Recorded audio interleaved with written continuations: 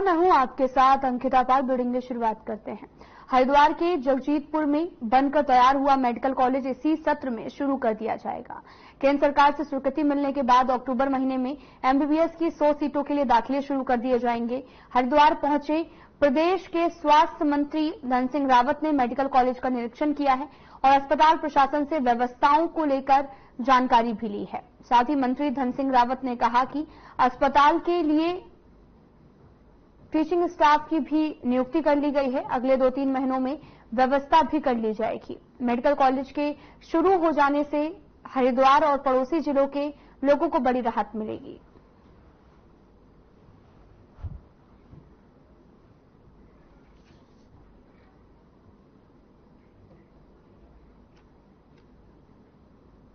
Haridwar medical college जो है 3 अक्टूबर से यहाँ के 100 बच्चों के एडमिशन के लिए हम काउंसलिंग शुरू करेंगे और मुझे लगता है कि अक्टूबर में ही हमारे 100 बच्चों का यहाँ एडमिशन शुरू हो जाएगा। अब हरिद्वार जिले को एक बड़ी सौगात मिल गई कि यहाँ का मेडिकल कॉलेज इसी साल से शुरू हो जाएगा।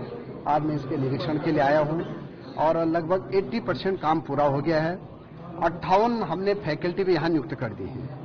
अब बच्चों के लिए हॉस्टल के लिए, यहाँ क्लासरूम के लिए, लाइब्रेरी के लिए सारी व्यवस्थाएं जल्दी की जाएंगी।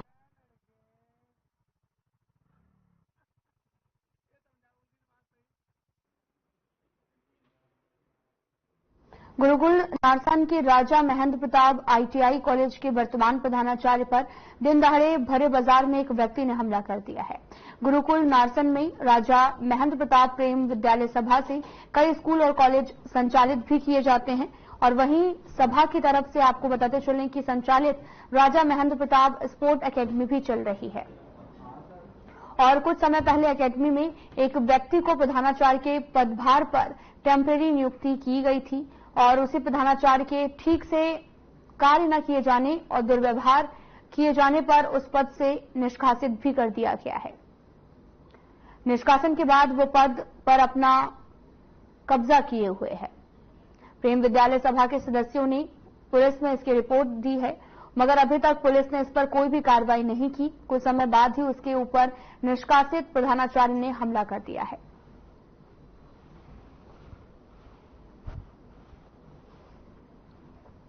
16 अगस्त को प्रेम विद्यालय की प्रबंध समिति के द्वारा जो स्पोर्ट एकेडमी के प्रधानाचार्य हैं उनकी सेवा समाप्त कर दी गई थी, लेकिन वे तब से ही यहाँ जबरदस्ती स्पोर्ट एकेडमी में बैठे हुए हैं और इसमें जो हमने पुलिस को भी प्रबंध समिति ने तहरीर दी गई थी, पुलिस ने भी इसमें जो उनके खिलाफ कोई रिपोर्ट दर्ज नहीं करी और ये मामला बढ़ता बढ़ता अब मैं कल जब विद्यालय से अपने घर आ रहा था तो रास्ते में सर्विस रोड पर मैं अकेला था। हम 16 अगस्त को तेज किस्म की सेवा समाप्त कर दी थी और जब सब वहीं जमा बैठा और जो नया प्रधानाचार्य नियुक्त करी हमने मंजूर रानी, उसको भी परेशान करता है। उसने भी एप्लीकेशन एक पुलिस में दी, एक हमने प्रबंध समिति की तरफ से दी, लेकिन उस पर तो कोई कार्रवाई नहीं हुई और जो बच्चों की फीस है करीब 2 लाख रुपए पूरा जेब में घर बैठा, उसका कोई हिसाब किताब नहीं है।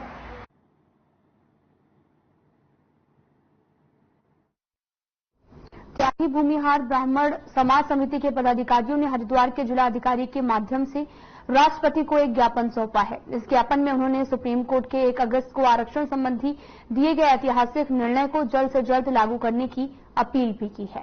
समिति के सदस्यों का मानना है कि सुप्रीम कोर्ट का ये फैसला देश के समावेशी विकास और समानता की दिशा में एक महत्वपूर्ण कदम भी है। इसको लेकर उनका कहना है कि ये निर्णय उन वास्तविक जरूरतमंदों तक पहुंचाना चाहिए जिन्हें आरक्षण का वास्तविक लाभ मिलना चाहिए। समिति के प्रदेश महासचिव प्रिंस कुमार त्यागी ने कहा कि वर्तमान में कई सक्षम परिवार आरक्षण का लाभ ले रहे हैं जबकि पिछड़े वर्गों को इसका उचित लाभ नहीं मिल पा रहा है। ज्ञापन प्राप्त करते समय डिप्टी कलेक्टर मनीष कुमार ने भी बताया कि समिति के सदस्यों ने अपनी मांगों को जिला प्रशासन के माध्यम से राष्ट्रपति तक पहुंचाया है। उन्होंने आश्वासन भी दिया है कि ये ज्ञापन राष्ट्रपति को प्रेषित कर दिया जाएगा।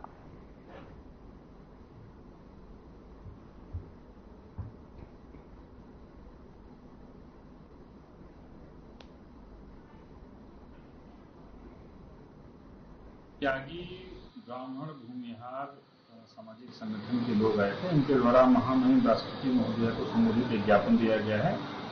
ज्ञापन में मुख्य रूप से जो माननीय उच्चतम न्यायालय का आदेश है 1/8/2024 का, उसको शीघ्र लागू करने की मांग की गई है।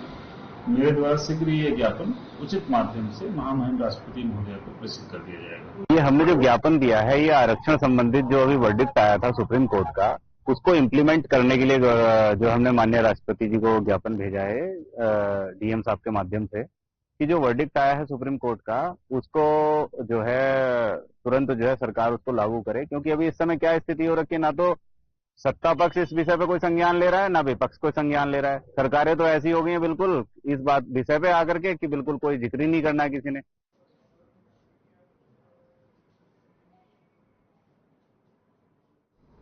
उत्तराखंड के वन मंत्री सुबोध उनियाल ने इनोवेशन फेस्टिवल की सराहना की है। साथ ही इनोवेशन फेस्टिवल राम विश्वविद्यालय और लक्ष्य सोसाइटी की ओर से दिसंबर में आयोजित किया जाता है। उन्होंने कहा कि इस समय इनोवेशन की जरूरत है, नए नए इनोवेशन के जरिए लोग आगे बढ़ रहे हैं। वन मंत्री सुबोध उनियाल ने इसके लिए कई उदाहरण भी दिए हैं और उन्होंने कहा कि आज के युग में सोशल मीडिया, व्हाट्सएप और साथ ही ओला, उबर जैसे कई उदाहरण हैं जो नए नए इनोवेशन के जरिए ही सामने आए हैं।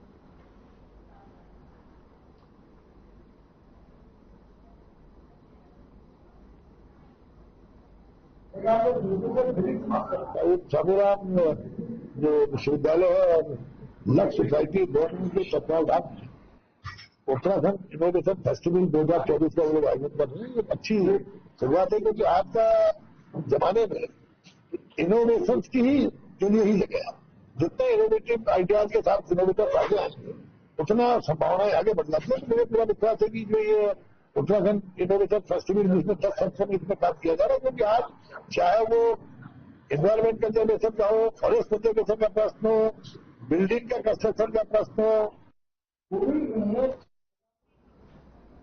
गांधी जयंती के अवसर पर उत्तराखंड के सीएम पुष्कर सिंह धामी मुजफ्फरनगर के रामपुर तिहराहा पहुंचे हैं और इस दौरान उन्होंने शहीदों की श्रद्धांजलि दी है। तो वहीं उत्तराखंड के सीएम आगमन को लेकर पुख्ता इंतजाम भी किए गए हैं। साथ ही मुजफ्फरनगर के एडीएम प्रशासन नरेंद्र बहादुर सिंह और एसडीएम निकिता शर्मा ने मौके पर पहुंचकर व्यवस्थाओं का निरीक्षण भी किया है।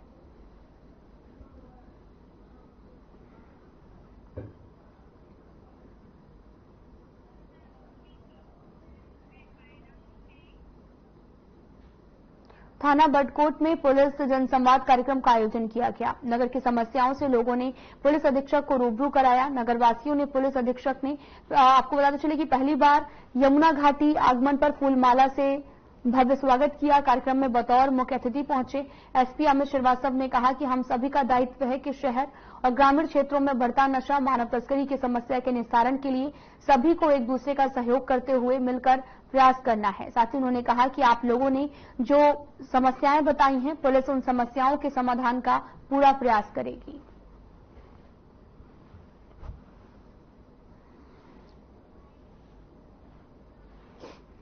और दूसरा युवाओं को खासतौर पर बार आज मोरी थाना, पुरोला थाना और बड़कोट में सभी जितने भी हमारे पुलिस के अधिकारी कर्मचारी उनके साथ वार्ता की गई, मीटिंग की गई है और जो भी अपराध संबंधी जानकारियां थी वो इकट्ठा की गई और जो भी दिशा निर्देश देने थे वो दिए गए हैं।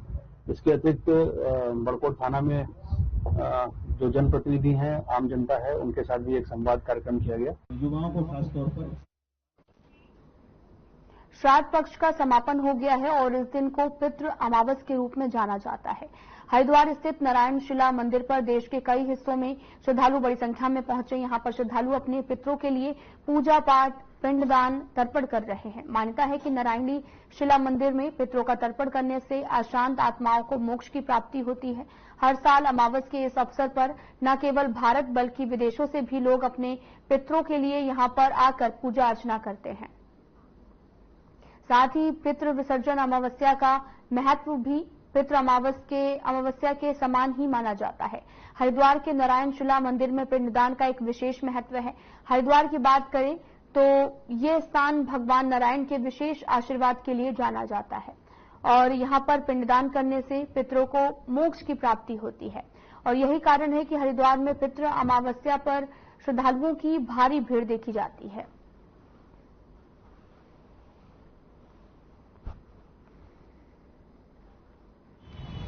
भारत में अदृश्य है, इसलिए भारत में कोई उसका विधान नहीं। वैसे सूर्य ग्रहण के मध्य पितृ कार्य करने से कई हजार गुना फल मिलता है, परंतु आप ये मान के चले कि अगर भारत में सूर्य ग्रहण होता तो मंदिर बंद होता, क्योंकि है ना, फिर हम लोग नहीं कार्य कराते। परंतु आज जो पितृ विसर्जनी अमावस्या है, ये जो 16 दिन से हमारे घर पधारे हुए पितृ थे, आज हमारी श्रद्धा को स्वीकार करके अपने घर वापस जाने वाले हैं। पितृलोक जो चंद्रमा का वो पृष्ठभाग जो अंधकार में रहता है, वहां पितरों का वास है। आज हम उनको अपनी अंतिम श्रद्धा देकर उनको विदा करेंगे।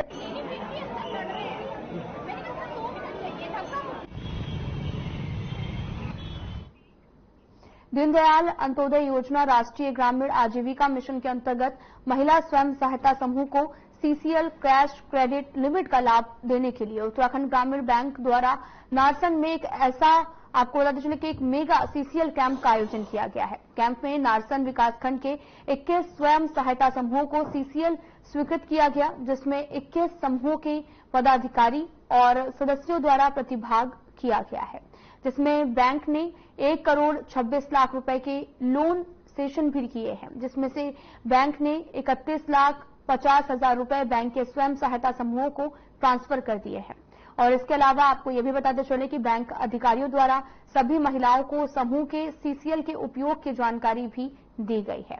वहीं डेन एन पर आपको बताते चले कि आरएलएम के ब्लॉक मिशन प्रबंधक प्रशांत सिंह द्वारा महिलाओं को सीसीएल से आवश्यकता के अनुसार धनराशि निकालकर उपयोग करते समय से निकाली गई राशि को वापस करने आदि के बारे में विस्तार से जानकारी भी दी गई।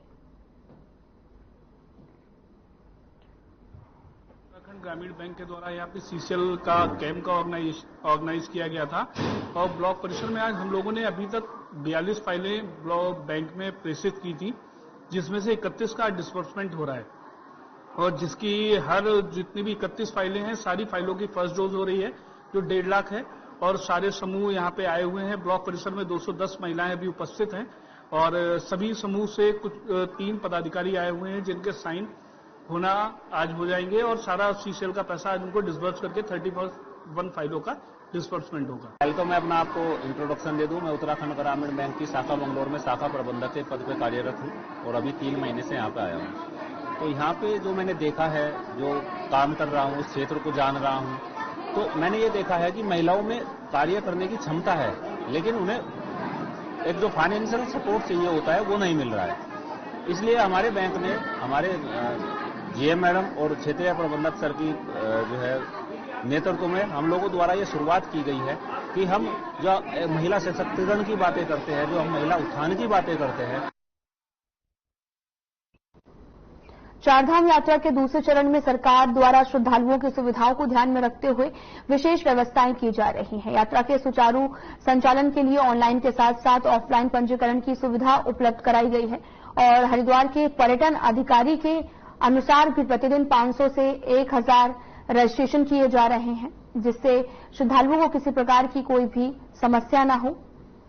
और साथ ही उन्होंने ये भी बताया कि जो भी श्रद्धालु धामों पर पहुंच रहे हैं, उन्हें सरकार द्वारा पूरी सुविधाएं प्रदान की जा रही हैं ताकि उनकी यात्रा सुखद सुरक्षित हो सके। राज्य सरकार ने सुनिश्चित किया है कि यात्रा के दौरान स्वास्थ्य सुरक्षा, आवास की बेहतर व्यवस्था रहे, इससे श्रद्धालुओं को किसी प्रकार की कोई कठिनाई का सामना न करना पड़े।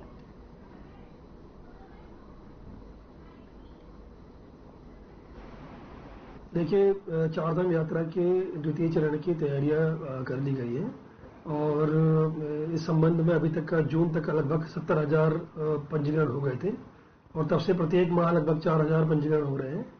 अभी इस माह में सितंबर अंत तक का प्रतिदिन के 1,500 से अधिक पंजीकरण किए जा रहे थे और हमारा प्रयास है कि जो भी हमारा आ रहा है अपना पंजीकरण कराए, उनको रहने की व्यवस्था हो और जो भी वो आगे धाम में जा रहे हैं उनको पूरी इन्फॉर्मेशन दी जाए, उनको जानकारी मिले कहाँ पर लैंडस्लाइड है, कहाँ पर बारिश हो रही है, कहाँ उनकी जगह है, जिससे कि हरिद्वार और अन्य जनपदों में, चाहे उत्तरकाशी हो, चाहे रुद्रप्रयाग हो, चमोली हो, कहीं भी ऐसी स्थिति ना बने जहाँ पर तीर्थ यात्रियों को, पर्यटकों को असुविधा का सामना करना पड़े।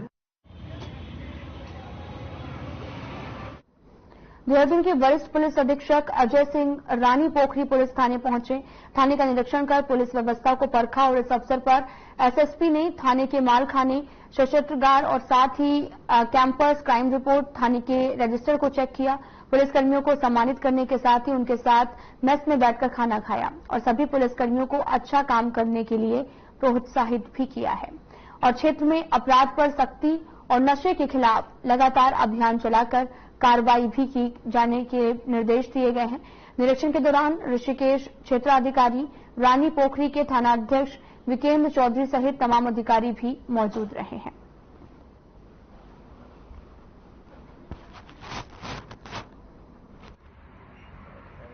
जो आज निरीक्षण किया जा रहा है रानी पोखरी थाने का, इसमें बेसिकली जो हमारा रहता है कि जो हमारे रिकॉर्ड्स हैं वो किस तरह से रखे हैं, अद्यावधिक अपडेट है कि नहीं है। और नया वाला जब से कानून हमारा बीएनएस और बीएनएसएस लागू हुआ है तब से तो इसमें बहुत सारे ऐसे मैंडेटरी हमें रिकॉर्ड्स रखने जरूरी है जो थाने पर रखने चाहिए, तो उसको भी एक चेक करने का प्रावधान है कि उसको चेक कर लिया जाए। साथ ही साथ जो हमारा मालखाना है उसमें क्या कंडीशन है, जो आवासीय व्यवस्थाएं हैं उनमें कोई दिक्कत तो नहीं है, और जो यहाँ के कर्मचारी हैं उनको कोई ऐसी व्यक्तिगत समस्या या प्रोफेशनल दिक्कत तो नहीं है। सभी चीजों के लिए एक निरीक्षण रखा जाता है जिससे अधिकारियों से 1-to-1, कर्मचारियों से 1-to-1 बात हो जाए। और चूंकि अभी ये निरीक्षण अभी चलेगा, इसमें सभी दस्तावेजों को चेक किया जाएगा। चले के निरीक्षण के दौरान कई अधिकारी यहां पर मौके पर मौजूद रहे हैं। एसएसपी ने थाने का निरीक्षण किया है। पूरा मामला ऋषिकेश से है, जहां पर एसएसपी ने थाने का निरीक्षण किया और तमाम तरह की जो खामियां पाई गई उनको दूर करने के निर्देश भी दिए गए हैं। पुलिस व्यवस्था का जायजा भी लिया है और निरीक्षण के दौरान कई अधिकारी भी मौके पर मौजूद रहे। तमाम तरह के दिशा निर्देश यहां पर दिए गए हैं।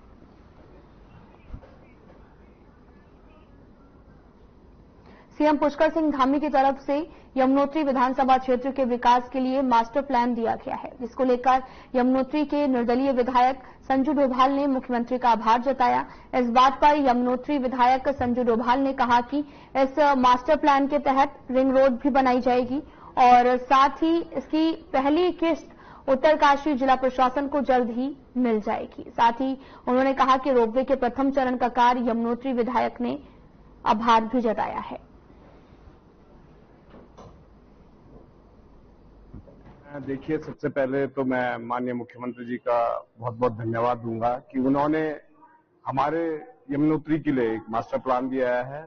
उसमें रिंग रोड भी है और सभी कुछ है, और जो भी चीजें उन्होंने उनके नेतृत्व में अभी मास्टर प्लान भी जल्द, मतलब 1-2 महीने के अंदर उसकी पहली किस्त जिला प्रशासन को प्राप्त हो जाएगी। और दूसरा, रोपवे का कार्य भी लगभग प्रथम चरण का पूरा हो गया है। जो जियो टैगिंग वगैरह होती है उसका हो गया है, बहुत जल्द उसका कार्य प्रारंभ कर दिया जाएगा। निराश्रित गौवंश पर डीएम नैनीताल ने सख्त रुख अपनाया है। डीएम को शिकायत मिली थी कि जिन गौवंश को नगर निगम टैगिंग करके गौशाला भेज रहा है उनको फिर से गौशाला से बाहर भेज दिया जा रहा है। इसकी शिकायतें संज्ञान में आने के बाद जिलाधिकारी नैनीताल ने कहा कि संबंधित गौशाला का समिति ने निरीक्षण किया है और अनियमितताएं पाई जा रही हैं और अब समिति हर 15 दिन में गौशाला जाकर जो है वो गायों का सत्यापन भी करती है। यदि इसके बावजूद भी कई गौवंश जो है वो मिसिंग पाई जाती है तो संबंधी के खिलाफ कड़ी कार्रवाई की जाएगी। और निराश्रित गौवंश को देखते हुए रामनगर में गौशाला निर्माणाधीन है और जबकि हल्द्वानी, गंगापुर, कबड़वाल गांव में 300 गायों की क्षमता वाली गौशाला का काम 50% पूरा हो चुका है। निराश्रित गौवंश की जानकारी मिलने पर नगर निगम को सूचना दी जा सकी है और साथ ही गौवंश को गौशाला भेजने का काम भी करेगी।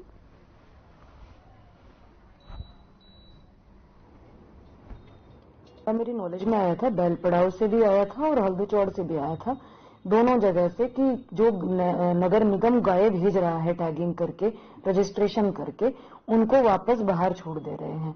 इसके बाद उन दोनों गौशालाओं का निरीक्षण विभाग की जो टीम है, जिला स्तरीय समिति बनी हुई है, उनके द्वारा किया गया था और जितने भी गाय नगर निकायों के द्वारा वहां भेजे गए हैं उनकी, क्योंकि सूची भी नगर निकायों के पास है उनकी टैगिंग की।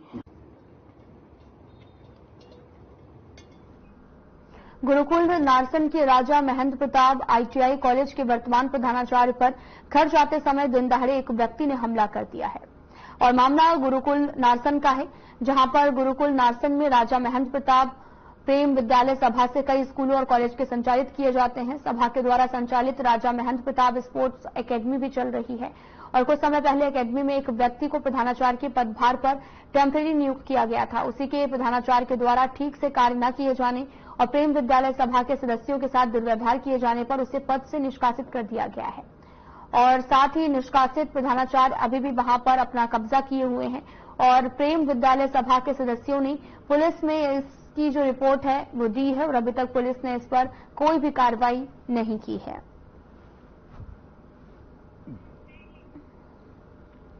प्रधानाचार्य का आपको बताते चले कि एक व्यक्ति ने दिन दहाड़े हमला कर दिया है। ये पूरा मामला रुड़की से है, जहां पर अब तक इस पूरे मामले पर कोई भी कार्रवाई नहीं हुई है। सिर पर गंभीर चोटें आई हैं और डॉक्टर ने आपको बताते चले कि लगातार काफी ज्यादा चोटें आई हैं, जिसकी वजह से इस पूरे मामले पर पुलिस को सूचना दी गई, लेकिन अभी तक कोई भी कार्रवाई इस मामले पर नहीं की गई। प्रधानाचार्य पर हमला किया गया है और अभी तक आरोपी बाहर हैं और जिसको लेकर इस पूरे मामले पर जांच की अपील करते हुए पीड़ित नजर आ रहे हैं। एक व्यक्ति ने दिन दहाड़े उन पर हमला कर दिया, जिसका ये पूरा वीडियो सीसीटीवी कैमरे में कैद हो गया। आपको तस्वीरें दिखा रहे हैं जो कि रुड़की से हैं, जहां पर प्रधानाचार्य पर हमला किया गया है, जिसके बाद में पुलिस को शिकायत दी है और अभी तक इस पूरे मामले पर कोई भी कार्रवाई नहीं की गई है।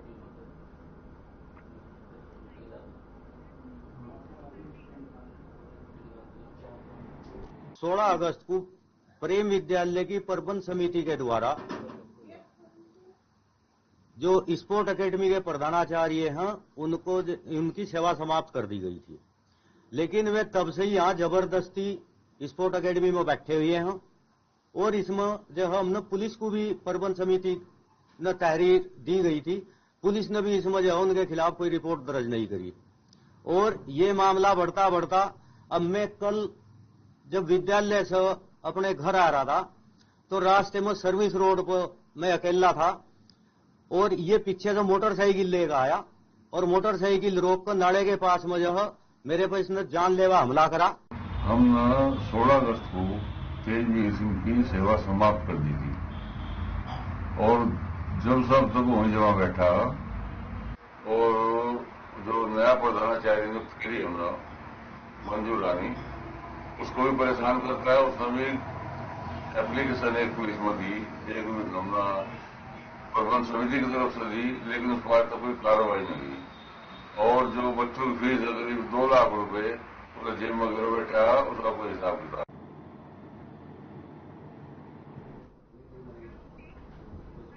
फिलहाल इस वीडियो में इतना ही। नमस्कार।